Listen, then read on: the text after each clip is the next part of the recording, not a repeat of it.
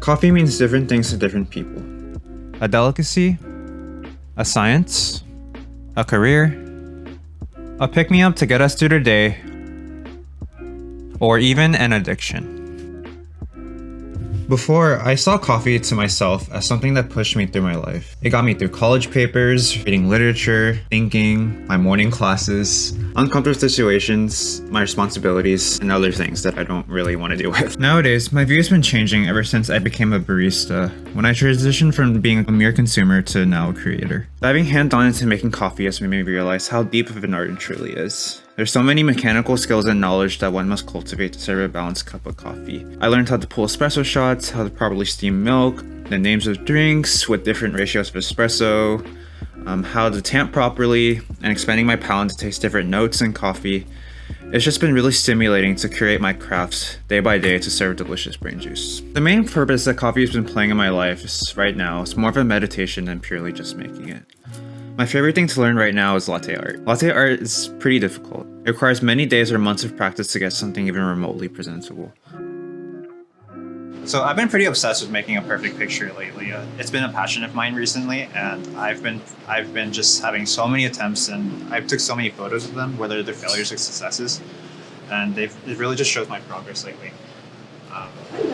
After months of perfecting my craft, I realized something one morning. Making lattes have been momentary periods of self-reflection and cultivating awareness in my body and mind. As I tried really hard to put all my attention towards having the best texture for my milk or pouring my hands in ways that make the best pictures, I realized my mind was at peace, just simply because I directed all my focus towards being able to hone those tasks to a perfect degree in order to make the best thing. But it's not just about making coffee. Just like how coffee is a stimulant for neurotransmitters in the brain, latte art has made me become more aware, alert, and mindful of my own feelings. If my pictures didn't come out that well, it was probably because my mind was preoccupied with something else or has had some negative feelings at the moment. I realized that I've been moving along and holding my feelings in ways that weren't too constructive for me. I allowed them to bog me down rather than coming to true terms with them. Bringing that idea of coming to terms with my feelings, that idea has been really helping me be more present and aware of things both inward and outward towards myself. I realized how much tension I carry into everything I do, and one of those being just afraid of the future, fear of failure. Because of that, my decisions became a lot more pensive, reserved, and I ended up just hindering myself from experiences or lessons I could take from them. My vision just becomes too clouded when I'm too afraid to embrace or jump into something. But drawing lattes has been really helping me because I realized that my best pictures were the ones where I truly let myself go and waited for what came next. When I was worried, my pictures become muddled and unstable because my hand was just too tense. And after integrating habits in my muscle memory from learning how to draw latte art and understanding my fears both with making lattes in my general life, my pictures started to become more beautiful. Half the time turning out far from my expectation or what picture I really wanted to draw in the first place. Even when I made mistakes, I could make sudden adjustments to save the latte itself, sometimes turning out even more satisfying than if I didn't make that mistake. And I realized after learning and reflecting comes a willingness to allow oneself to ride along the wave of possibility. In our day-to-day lives, the world rushes us to create, grow, and strive for monetary or personal greatness. As a result, a lot of the time we end up creating our own endless hamster wheels of fatigue or negative feelings. It's been normalized in societies to suppress feelings that slow us down or affect how we perform or go about our day. Anything that bogs us down or affects our productivity. But without coming to terms with them and redirecting them in ways that work for us, they'll always hang over us and hinder our growth. After all, what we feel inside ourselves affects everything we do. Running on hamster wheels of fatigue and negative feelings will really get tiring after a while, no matter how resilient you are.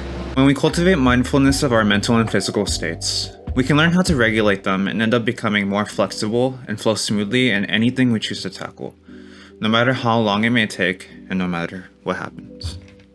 So I want to enter an espresso analogy. When we dose espresso for the perfect shot for the day, we adjust the grind size for it. Espresso is always fickle and inconsistent. The smallest things can really affect how it tastes. So because of that, we always have to mess with the grind size and yield over and over, taste testing over and over again. So if the grind is too coarse and looks like pebbles, then water rushes past and under extracts, which makes it sour. If the grind is too fine and looks like sand, then water flows through too much surface area and over extracts, which makes it really bitter.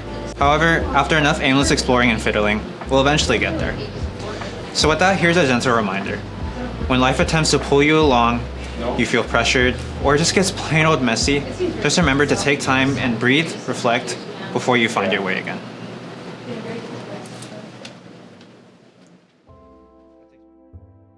I'm gonna do this more often. I have to get used to this.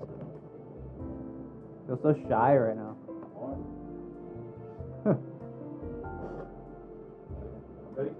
Wait.